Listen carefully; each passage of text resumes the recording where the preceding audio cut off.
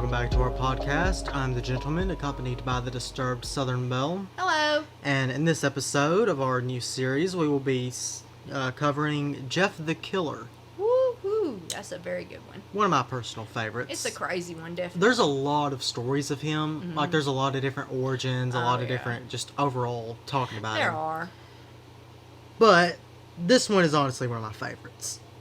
It's one of the most popular ones anyway. Yeah. So, the story starts stating that there had been weeks of unexplained murders. It then gives the story of a young boy who had survived an attack by the unknown serial killer.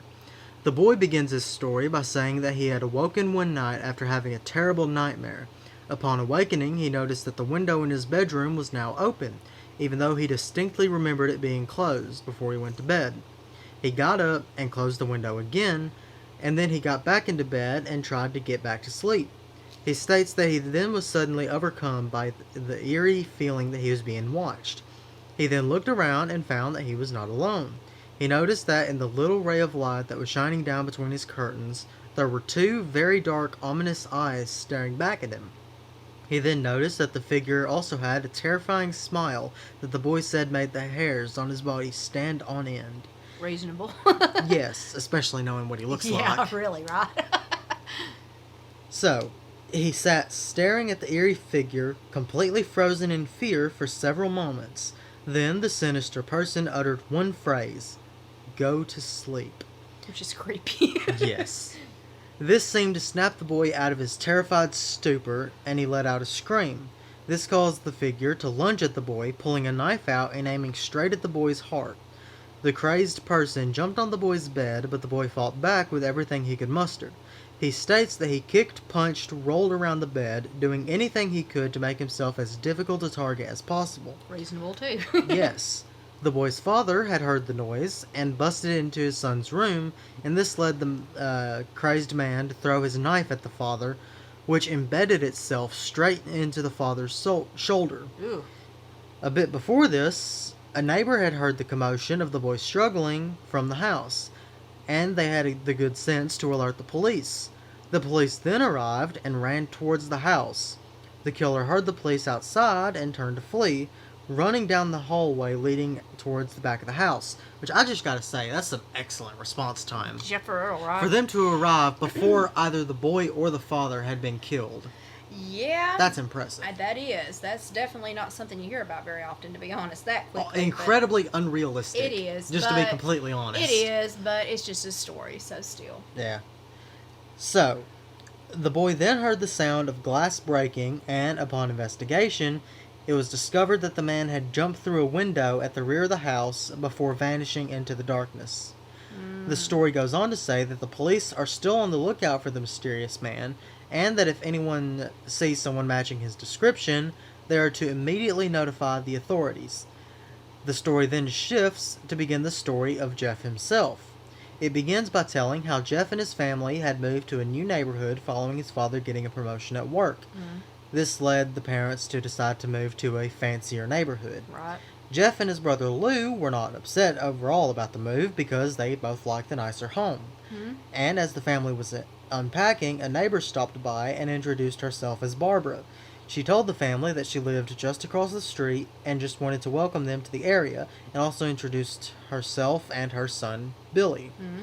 Jeff's mother then reciprocated and introduced herself as Margaret, and she then introduced the rest of her family, which included her husband Peter, their two sons, Lou and Jeff, and Barbara then wanted to make the boys feel welcomed. So she invited them both to her son's upcoming birthday party. Which is nice. Yeah. The brothers, however, were a little apprehensive about this, as they didn't know any of the children in the area. But before they could object or really make any comment at all, their mother, who didn't want to appear rude, spoke for the boys and told Barbara that they would love to attend the party. After the family finished up their unpacking, Jeff decided to confront his mother over her accepting the invitation on his behalf. He asked his mother why she would think he would want to go to some kid's birthday party that he didn't even know. True. His mother, however, was undeterred and told her son that it was a good idea for them to go to the party because the family was new to the area and it would be good to spend some time with the new neighbors. True, too, I guess. She also wanted them to make some friends, Huh. which is I fair. can understand that. They just moved in, so yeah, I can see her side in that. So, Jeff considered arguing with his mother, but knew it was of no use, since his mother rarely changed her mind. Right. He instead headed to his room and lay down on his bed, staring at the ceiling, as he then felt a weird feeling. He wasn't sure what the feeling was, nor how to describe it, but it was something that he had not felt before. The next day, Jeff headed downstairs after getting ready for school to have breakfast. He sat at the table, and he again had this odd feeling that he had had the previous night, although much more intense than before. This time, the feeling gave him a slight tug of pain, but he dismissed it. After Jeff and his brother had finished breakfast, the boys headed down to the bus stop. As they sat waiting for the bus to come, suddenly a boy with a skateboard appeared. The boy jumped over the brothers, missing their laps by mere inches, which is impressive, to be honest. that's true. That I'll give you that. This caused the brother to jump back in surprise. The boy with the skateboard then landed nearby and turned to face the brothers. The boy appeared to be about 12, which was 1 year younger than Jeff.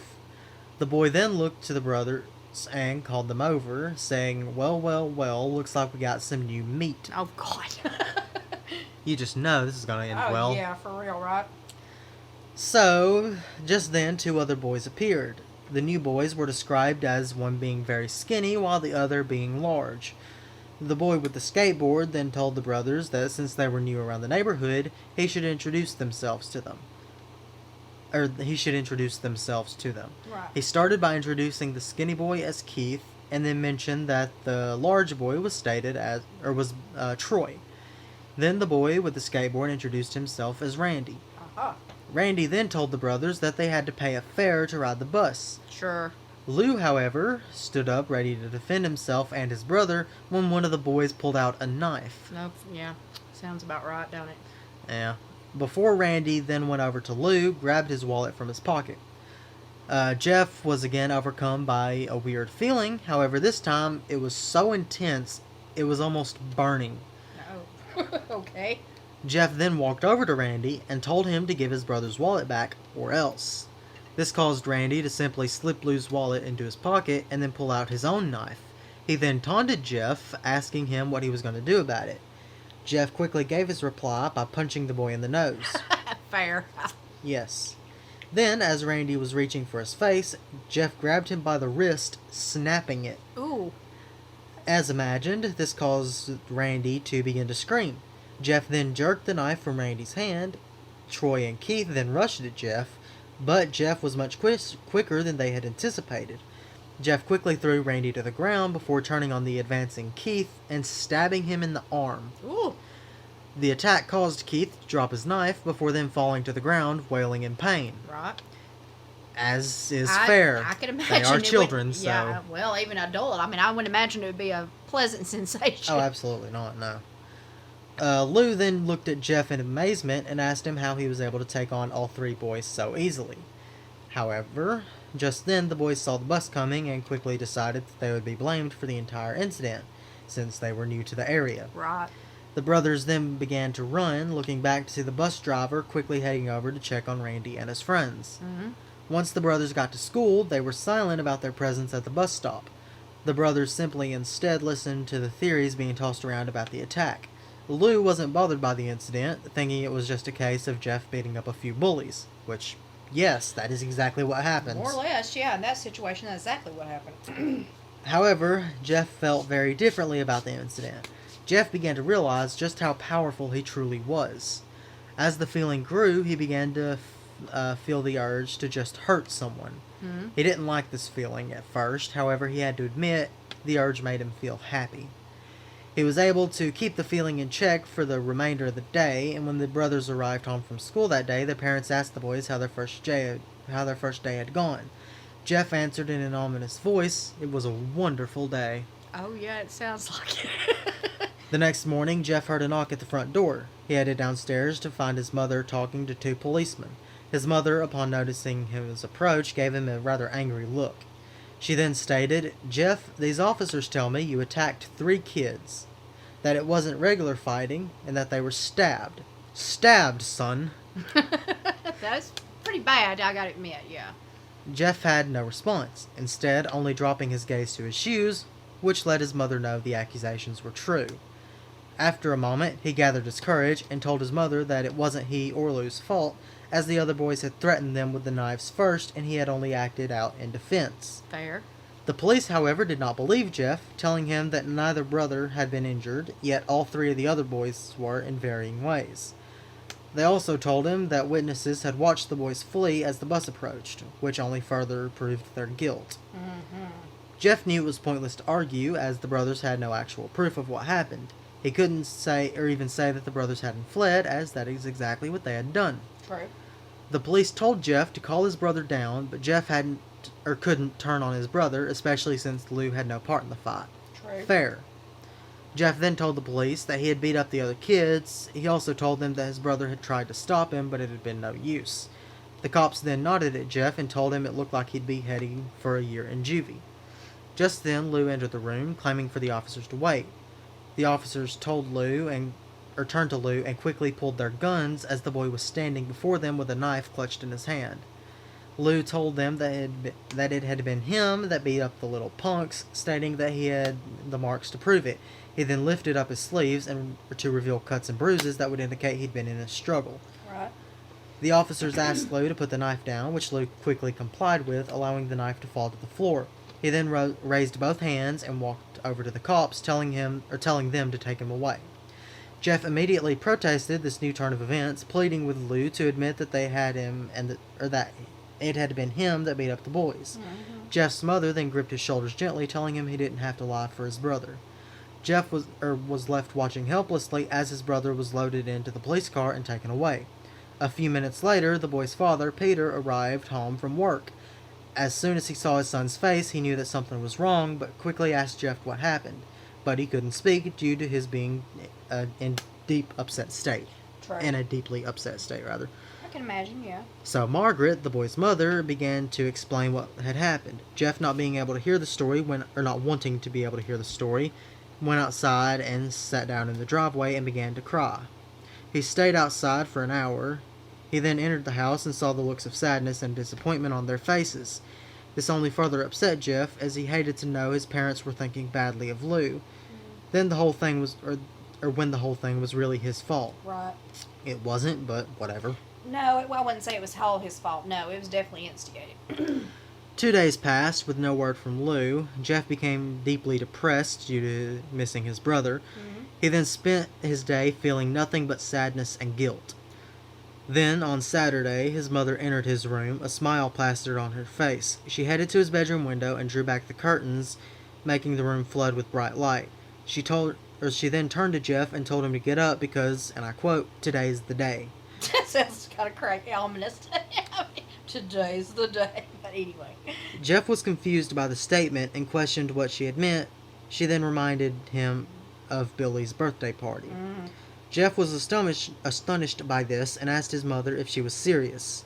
He then told her that he couldn't go to a stupid party after what had happened, but his mother disagreed, telling him that they couldn't change what had happened and that a party was just what they needed to help put them in a brighter mood. I call bull. She has no right to force him to do this. I get that. I mean, I get where both of them are coming from, to be honest. I mean, I can understand, thinking, well, maybe just get your... She may have been saying, like, get his mind off of it kind of thing, and maybe that was just it. Not forget it, but just because you knew how depressed he'd been. But I get that too, but... I get his side as well. It's only been a couple days. I get exactly. I mean, I get both sides to a point, yes.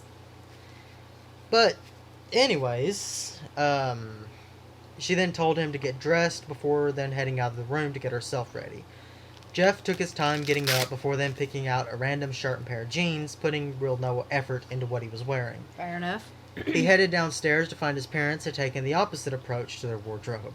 His mother was in a dress while his father wore a suit. Which is odd to a kid's birthday party, but whatever. Jeff was surprised by their attire, wondering why they would dress up so fancy for a kid's birthday party. His mother then asked him if that was all he was going to wear, to which Jeff replied, better than wearing too much. I get it, yeah. His father then told Jeff to dress nicely, or that dressing nicely was a good way to make a first impression. Jeff replied with a grunt and stomped back upstairs to look for something else to wear. He yelled back downstairs that he didn't have anything fancy to wear, His mother then told him to just pick something out. Is that not what he already did? It is, but I'm guessing she meant put a little thought into what he picked out, not just grab random clothes. But yeah, it is exactly what he did. It's kind of a... His parents are being kind of jerks a little bit. A little bit, yeah. Now, I get wanting to make a good first impression, but... I mean, I could understand it if he was wearing something that might be considered offensive or something, you know, because you didn't know the new neighbors. Maybe just dressing decently, but yeah. I mean, it's a kid's birthday party. Most people are just wearing casual, normal clothes, you know, nothing fancy. Yeah. So, moving on, he began to look through his closet, searching for something that would be fancy enough to match his parents' clothing. He then decided on a pair of black dress pants that he normally only wore on special occasions. He couldn't find a shirt, however, that seemed to go with them. So after a bit of comparing the shirts he had with the pants, he decided to go with a white hoodie. Mm-hmm. He headed back downstairs. His parents were still not happy with his clothing choices, but exclaimed that there was no time for him to change, and the trio then headed across the street to Barbara's house. The family knocked on the door, and after a few moments, Barbara appeared at the door, just as overdressed as Jeff's parents. Uh-huh. Which makes me think this is a bit of what you would call a gated community. Yeah, it sounds like it. Kind of higher class it people. It does. It sounds like it. Yeah, definitely. Anyways, she greeted the family and ushered them inside, and Jeff quickly noticed that there were no kids at the party, just adults. Well, that's weird. Barbara noticed Jeff's look of confusion and told him all the kids were out in the backyard. That makes sense. That's actually fairly common. It is. I mean, that's not uncommon at all. The kids want to be outside running around, and I get that. Anyways, she suggested that he head out and join them, and so he did, and went out to find a yard full of kids, all of which were dressed in cowboy outfits. So it's little kids, most likely. Yes. They were all running around, shooting at one another with plastic guns, and Jeff stood watching, feeling too much mature to join in. Right. So then a boy ran up to Jeff and offered him a toy gun and cowboy hat, asking Jeff if he wanted to play. Jeff told the boy that he was too old for this stuff, but this didn't deter the boy, who then began to plead with Jeff to join in. To get the boy to leave him alone, Jeff replied fine. He then put on the hat and began to shoot at the kids with the toy gun. At first he felt like a complete idiot, but after having begun to realize he was actually having fun, he decided to go along with it. While it wasn't something very cool, he decided it was the first thing that took his mind off of Lou, so right. he was fine with it. He then heard an odd noise behind him. He turned to see Randy, Keith, and Troy jumping over the small fence into the backyard. Weird. Yes, of course they would. Jeff immediately ripped the hat from his head and dropped his fake gun to the ground. The boy stood before Jeff, with Randy staring at him with a burning hatred in his eyes. Randy then said, "Hello, Jeff, is it? We have some unfinished business." I don't think they do. I think it was finished up pretty nicely, but whatever. Yeah. So then Jeff flicked his hand towards Randy's busted nose and said, "I think we're even. I beat the living crap out of you guys, and you got my brother sent to juvenile detention center. Juvie." Fair. Randy then sneered and replied, "Oh no, I don't go for even, I go for winning." Oh God, I hate these kind of people. I do too. "You might have kicked our butts the other day, but not today." Randy then rushed at Jeff, hoping to catch him off guard. His plan worked, and the boys fell to the ground. Or the boy fell to the ground. Right. With Randy landing on top of Jeff. Randy wasted no time in swiftly punching Jeff in the nose. Jeff retaliated by grabbing the other boy by his ears and jerking him towards him for a vicious headbutt. Yeah, way to go, Jeff, honestly. For real, right? The children in the yard began to scream, leading their parents to head outside to see what was happening. Troy and Keith each pulled a gun from their pockets. Because, why wouldn't they, right? The boys then yelled, "No one interrupts or guts will fly," which don't even make sense for guns. Well, it doesn't, but these are like supposed to be 12-year-old kids. Where are they going? But whatever. Okay. The plot demands it work. Sure. Anyways, Randy then pulled out a knife and stabbed it into Jeff's shoulder. Jeff screamed in pain and fell to his knees, which led Randy to begin to kick Jeff in the face. After being able to land a few blows, Jeff grabs the boy's ankle and twists it, causing the boy to fall to the ground. Jeff then stood and began making his way towards the back door, but just as he reached the back patio, Troy grabbed him and said, "Need some help." He then shoves Jeff through the glass sliding door into the house. As you do. Randy had managed to get up by this time and wasted no time rushing to the injured Jeff to continue the attack. He again began to repeatedly kick Jeff until Jeff began to cough up blood on the floor. Randy, still not satisfied, yells at the down boy to fight him, but before then grabbing Jeff and dragging him further into the house. Randy then spots a bottle of vodka, which he then smashed over Jeff's head, yelling again for the boy to fight back. Annoyed with Jeff, Randy then tells him to look at him before saying, "I was the one that got your brother sent away, and now you're just going to sit here and let him rot away for a whole year. You should be ashamed." Oh, yeah. Yeah, because definitely what you want to do is keep antagonizing him. Yeah, it sounds like that's what you need to do, but whatever. After he yells that at him, Jeff began to rise from the floor, which leads to Randy exclaiming, "Finally, you stand and fight." Once again, Jeff began to feel that odd feeling he had felt earlier. Just then, Jeff rushed at him, Randy rushed at Jeff, which causes something inside Jeff to snap. His psyche is destroyed, and all rational thinking leaves him, and all he can think about is to kill Randy. He grabs Randy, lifting him up and pile driving him into the ground. Good God. He then jumps on top of the boy and punches him in the chest, which causes Randy's heart to stop, leading to him just gasping for air. But it's too late, and Jeff cannot stop. He continues to punch the boy over and over until the boy takes a rattled breath and dies. Good God. Jeff then looks around and sees that a crowd has gathered, including parents, crying kids, and even Troy and Keith. And nobody's called the cops at this point. What? Okay.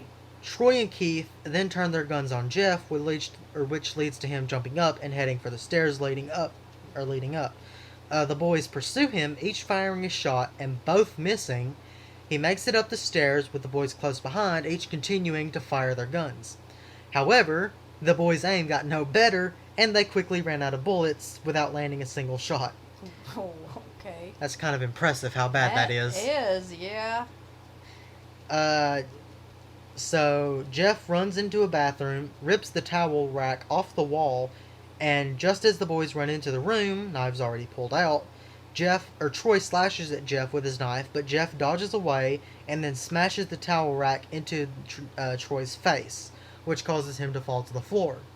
This leaves only Jeff and Keith, which you'd think Keith would just back off at this point. You would think so. Yeah, I think I would have left after I seen him beat that other kid to death, but whatever.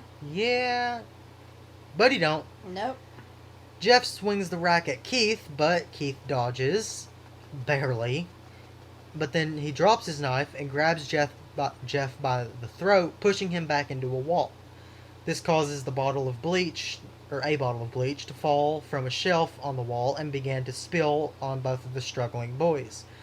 The bleach begins to burn both boys' skin, causing them to scream in pain. Jeff begins to wipe at his eyes in an attempt to clear the substance away. However, this slightly blinds him, so he swings the towel rack again, feeling it make contact. He manages to clear his eyes enough to see Keith lying in a pool of blood that's pulling around his head. Right. Jeff smiles at the scene. Just then, Keith springs up and asks Jeff what's so funny. Keith then pulls out a book of matches from his pocket and says, and I quote, "I'll tell you what's so funny. What's funny is that you're covered in blood and vodka." So, you can probably imagine what's about to happen. Yeah. So, Jeff stares in disbelief as the boy strikes one of the matches before then tossing it at him. In an instant, the alcohol from the vodka is ignited. While the alcohol burns him, the bleach bleaches his skin. Jeff screams in agony and drops to the floor, rolling to try to put out the blaze. Though it was of no use, and he rose and ran towards the stairs, but as he reached the top of the steps, he collapses and rolls to the bottom, his body still burning. Good grief. The group downstairs erupted into screams, and the last thing Jeff remembered before he finally lost consciousness was his parents, as well as other parents present, rushing to him trying to extinguish the flames that were trying to consume his body. Right. When he again awoke, he found that his head was covered in bandages, and the bandages also covered his eyes, which blocked him from seeing the true extent of his injuries. However, he could feel a cast on his arm and stitches on numerous parts of his body. He tried to stand, the IV falling from his arm as he rose from the bed, which led to a nurse rushing into the room. and informing him that he should stay in bed, and she helped him lie back down before reinserting the IV. Mm-hmm. He then lay for what felt like hours. However, due to his lack of vision, he really had no idea of the true amount of time that had passed. Fair. So, a while later, he heard someone else enter the room. He quickly realized it was his mother, asking if he was okay. Jeff was unable to speak, however, due to the bandages. His mother then sat in a chair near his bedside and told him that due to the witnesses at the party, all giving statements that the three boys had instigated the whole incident, the authorities had decided to release his brother, Lou. Well, something good anyway there, I guess. Yeah, this caused Jeff to feel relief and happiness, his mother staying for a while longer, continuing to make small talk about various things. Mm-hmm. She then hugged her son and left, telling Jeff that Lou was due home the next day and that the two brothers would soon be reunited. For the next few weeks, his family came every day to visit him until at last it was finally time for the bandages to be removed. His family sat on the edge of their seats as they watched the doctor slowly unwind the bandages. He stopped just before removing the last bandage, which was covering his face. Right. He looked at the waiting family and said, "Let's hope for the best," and then removed the new covering, which allowed everyone to see Jeff's quote-unquote new face. His mother screamed, while his father and brother just stared in astonishment. Which is exactly what you want to hear. Yeah. For real. The reactions of his family caused him to jump from the bed, rushing to the bedroom to see his face in the mirror. He immediately understood their reactions as he was horrified by his face. His lips were burned to a deep shade of red, while his face was a ghostly white, and his hair, which had once been brown, was now singed black. So he's looking pretty good. Sounds like it. Mm. He raised his hand to feel his face and found that the skin now had a leathery texture. His family had followed him to the bathroom, and Lou quickly tried to make his brother feel better, telling him that it wasn't that bad. Jeff replied, "Not that bad. It's perfect." Oh, God. Okay. His family staring at him with surprise, Jeff then began to laugh hysterically, his parents noticing that his left hand and eye were twitching. Okay. He then turned back to the mirror in glee, stroking his face and hair. His mother stepped away from the bathroom and asked the doctor if her son was okay mentally. The doctor assured her that it was typical for patients to behave oddly after taking such large amounts of painkillers for an extended period of time. I guess that could be fair. He then told her that the symptoms should improve over the next few weeks. However, if they didn't, she should bring him back to get a psych test. But he felt that it would be likely unwarranted. Jeff's mother then told Jeff that it was time to go home. He quickly got dressed and the family set out for home. Later that night, Jeff's mother awoke to a disturbing sound coming from the hallway bathroom. It sounded like someone was crying. She quickly got out of bed and heading toward the noise. However, when she opened the door, she was horrified at what she saw. Jeff was standing in front of the mirror, a hideous smile now carved into his face from the knife that he had clutched in his hands. Oh, gosh. His mother immediately questioned his actions, to which he replied that he couldn't smile forever because his face hurt after a while, but now he could smile forever. She then noticed that his eyes were ringed in black. "Your eyes," she exclaimed. "I couldn't see my face, my eyes get tired, so I burned off my eyelids. Oh, yeah, as you do. Now I can see my new face all the time," he replied happily. "Aren't I beautiful?" he asked his mother. His mother then replied, and I quote, "Yes, son, let me go get your father so that he can see your new face," she stammered as she backed from the room. She turns and runs back to get her husband, telling him to get the gun. That seems a bit of a leap, you know what I mean? That's so weird. We need to put him down. But, okay. She then glances over and sees Jeff standing in the hallway, his knife still tightly in his grasp. He then states, "Mommy, you lied," and he says that rather ominously before the boy rushes into the room and kills them both. To be fair, she told his father to go for the gun. That's a weird thing. Assuming that he had actually grabbed it and was about to actually kill him. Yeah, that's an odd jump, I gotta admit, for parents. Most parents wouldn't immediately think, grab a gun, we gotta kill our kid, immediately, but okay. So, anyways, a bit later, Lou is awakened, thinking he had heard a noise. He listens, but hears nothing else, so he simply closes his eyes and tries to go back to sleep. Just as he was about to slip into slumber, he is filled with the feeling that he is not alone in the room.